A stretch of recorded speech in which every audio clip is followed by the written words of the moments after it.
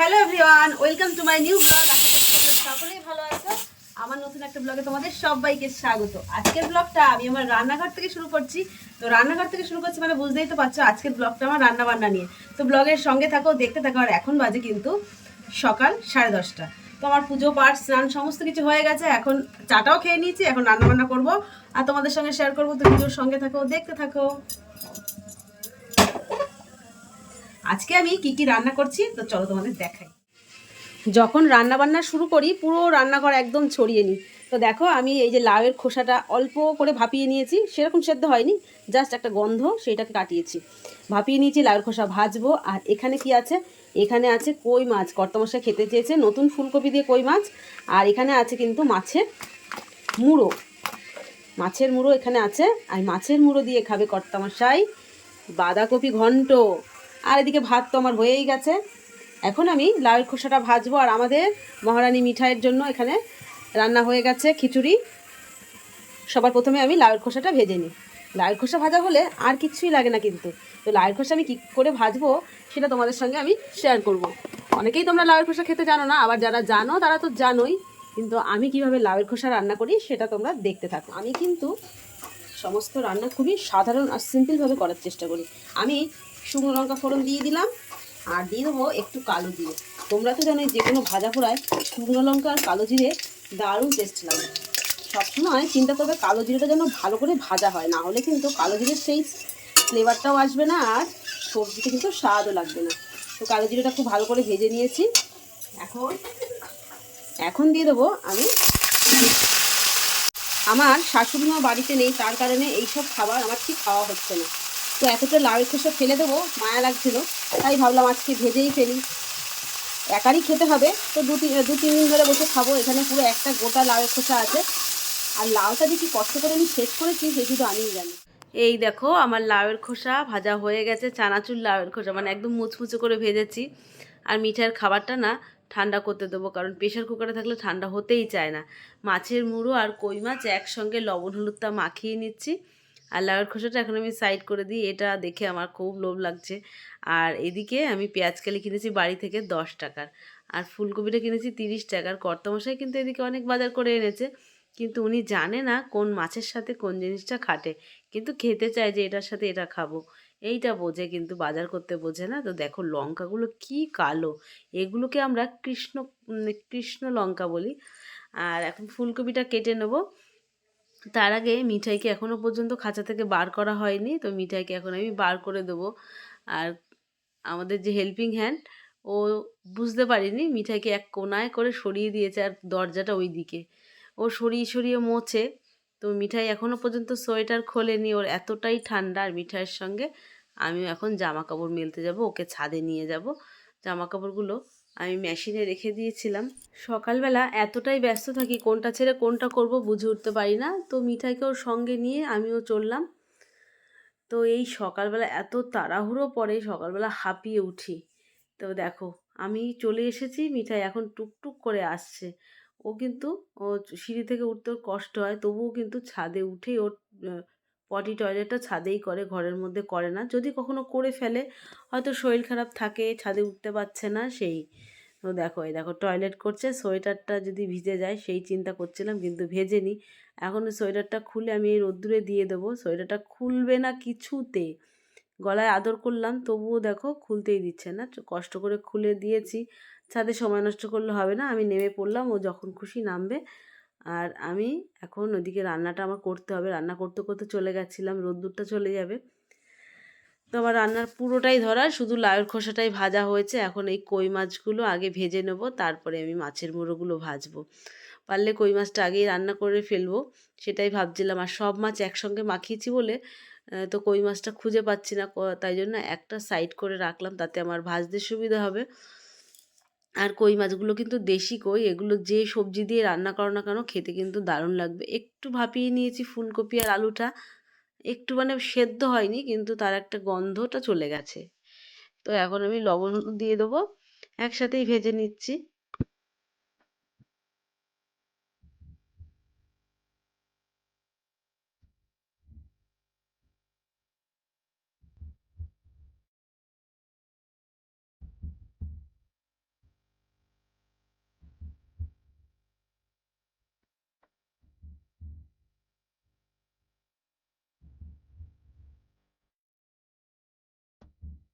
আলু আর ফুলকপিটাকে ভালো করে ভেজে নিয়েছি, আর এখন এই আদা জিরে কাঁচা লঙ্কা বাটার মধ্যে হলুদ লঙ্কার গুঁড়ো আর পরিমাণ মতন লবণটা দিয়ে মাখিয়ে রেখেছি।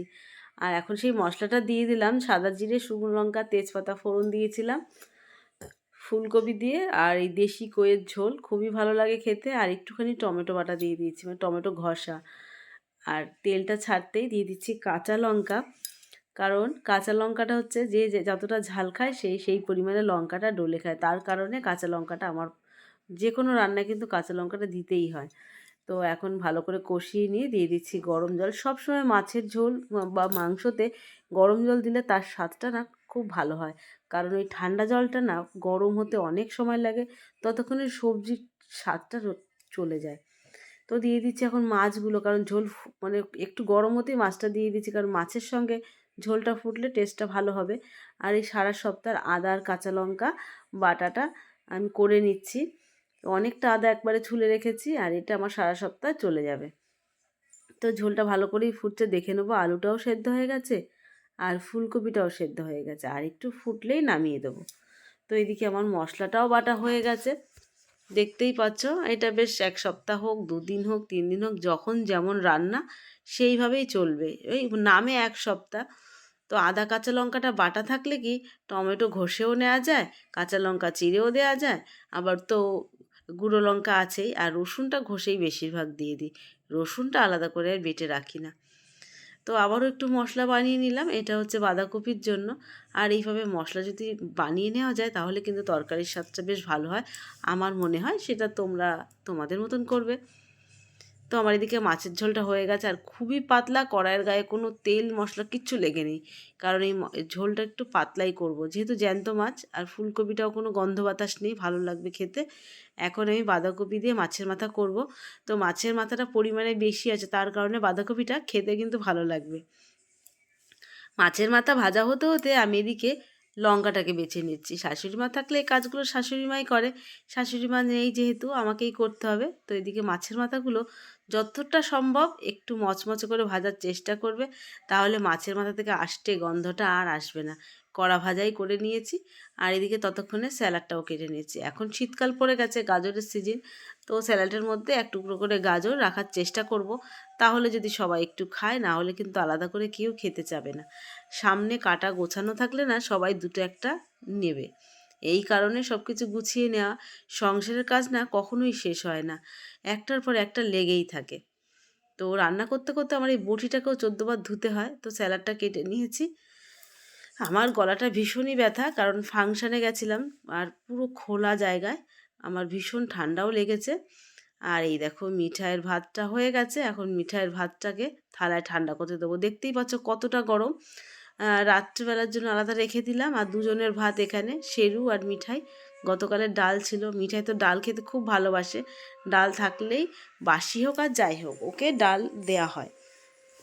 এমনি খিচুড়ির মধ্যে একটু ডাল এমনিও দিয়ে দিই অনেক সময়, না হলে রান্না থাকলে তাই দিয়ে দিই। ডাল দিলে কিন্তু মিঠাই খেতে পারে। ওই দেখো শেরু এখানে বসে আছে আর মিঠাই ওখানে। আগে মিঠাইকে দিয়ে দিই, না হলে মিঠাই না চট করে বাইরে চলে আসবে, শেরুর সঙ্গে খেতে যাবে, আর শেরু সেই সময় কামড়ে দেবে। বাইরের কুকুর কামড়ে দিলে তো মিঠাইকে আবার টিটেনাস দিতে হবে, অনেক জ্বালা আছে। সব দিক খেয়াল করি, তারপরে আমি শেরুকে খেতে দিচ্ছি, কারণ শেরুর সাহস হবে না আমার ঘরে এসে মিঠাইয়ের সঙ্গে খাওয়ার। শেরুর যতটা ভালোবাসি ততটা কিন্তু আবার সেইভাবে রাখি, যার যেখানে জায়গা। তো এদিকে এখন আমি রান্নাটা শুরু করব, ওদের খেতে দিয়ে দিয়েছি। আর এই টমেটোটা আমি এখানে 2টো টমেটো নিয়েছি, সেই পরিমাণে একটা টমেটোর মাপ মতন আমি কিন্তু মাছের ঝোলে দিয়েছি, আর এটা বাঁধাকপিতে দিচ্ছি। বাঁধাকপিতে আরও একটা টমেটো দিলে খারাপ হয় না, টেস্ট ভালো হয়, বাঁধাকপিতে টমেটো বেশি যায়। আর এই মশলাটাকেও খুব ভালো করে কষিয়ে নিয়ে মাছের মাথাটাকে দিয়েও ভালো করে কষিয়ে নেব। মাছের মাথার সঙ্গে যখন মশলাটা কষানো হয়ে যাবে, মাছের মাথাটা আর একটু ভাজা ভাজা হবে, তাহলে আরও বেশি টেস্ট হবে। দিয়ে দিচ্ছি এখানে ভাজা মশলা, গরম মশলা, 2 রকমের মশলা। মাছের মাথার একটা আষ্টে গন্ধ আসবে, তুমি যত ভালো করেই রান্না করো না কেন, এটা আমার মনে হয়। দিয়ে দিচ্ছি এখন বাঁধাকপিটা। বাঁধাকপিটা দিতেই না বাঁধাকপি থেকে অনেকটা জল বেরোবে, তার কারণে আমাকে আর বাঁধাকপির মধ্যে কোনো জল ইউজ করতে হবে না। একটু ঢাকা দিয়ে দিচ্ছি, নরম হতেই আমি নাড়াচাড়া শুরু করে দেবো। ওইদিকে দেখি মেয়ে আঁকা শুরু করেছে কালকের থেকে আঁকাটা, কিন্তু একটা চোখ নিয়ে ভীষণ সমস্যায় পড়েছে। বারবার মুছছে, ঠিক করছে। তো ফাইনালি এখন মোটামুটি শেপে এসেছে চোখটা, এখন এঁকে নিতে পারছে। দুবার চেষ্টা করার পর তিনবারের বারে চোখের আকৃতিটা ঠিক করতে পেরেছে। তো এই একটা আঁকা যদি কমপ্লিট না হয় না, টেনশন থেকে যায়। তো আজকেই আঁকার ক্লাস আছে, আজকে না কালকে আঁকার ক্লাস আছে, তাই আজকে তৈরিটা করে রাখতে হবে। তো কেমন হয়েছে শ্রীকৃষ্ণের ছবিটা তোমরা কমেন্টে জানিও। আর লঙ্কাগুলো বেছে রেখেছিলাম, লঙ্কাগুলো থেকে এখন বোটাটা ছাড়িয়ে নিয়েছি, ধুয়ে রোদ্রে দিয়েছি, কারণ লঙ্কাটা কাঁচা খাওয়া হয় যখন তখন ডিমে দেওয়া হয়, তার কারণে 14 বার ধুতে ধুতে না আরও বেশি হাত ভেজা থাকে। তো এদিকে বাঁধাকপি রান্না প্রায় শেষ, আর একটু গরম মশলা দিয়ে দিচ্ছি। আগে তো মাথাতে দিয়েছিলাম, নামানোর আগে বাঁধাকপিতে একটু দিলাম। অনেকে ঘি দেয়, আমি কোনো খাবারে ঘি ইউজ করি না, কারণ কর্তামশাই খেতে চায় না। এখন এটা তুলে নিচ্ছি, একদম ভাজা ভাজা করে নিয়েছি, দেখতেই পাচ্ছ। আর এরকম বাঁধাকপি হলে আর কিচ্ছু লাগে না, যারা বাঁধাকপি খেতে ভালোবাসো। তো সমস্ত রান্না করে নিয়ে টেবিলে এইভাবে গুছিয়ে রেখে তারপরে আমাদের খাওয়া দাওয়া শুরু হয়। তো খাওয়া দাওয়া শুরু হয়ে যাবে, মেয়েকে আগে খেতে দেবো, তারপরে আমরা খাবো, কারণ মেয়ে সকালবেলা খায়নি আজকে, আঁকা নিয়ে ভীষণ ব্যস্ত ছিল।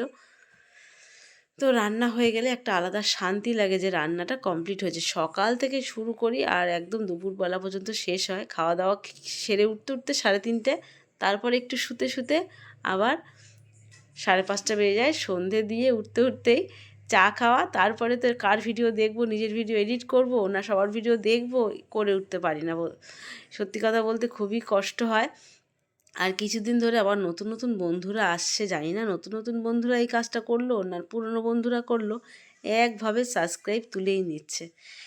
সে সে হয়তো আমাকে ফ্রেন্ডে রাখতে চাচ্ছে না, তাই সে সাবস্ক্রাইব তুলে নিচ্ছে। খুব ভালো করছো, খুব ভালো করছো, কারণ আমাকে যারা রাখতে চাইবে না তারা আনসাবস্ক্রাইব করতেই পারো, সেটা তাদের ব্যক্তিগত ব্যাপার।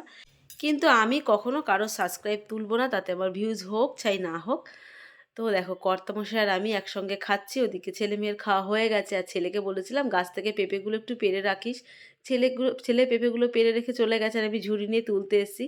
পাখি তো একভাবে খেয়েই যাচ্ছে সব পেঁপেগুলো, তার কারণেই তোলা। আর পেঁপে কিন্তু পেকে গেছে, পেঁপে রাখতে রাখতেই কিন্তু ঘরের মধ্যে নরম হয়ে যায়।